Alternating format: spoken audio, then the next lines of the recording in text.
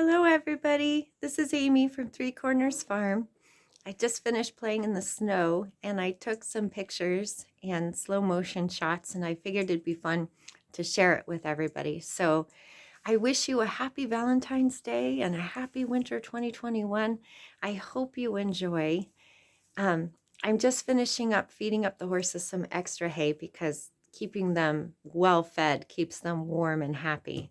So far, so good. So everybody take care. I wish you many blessings and much love.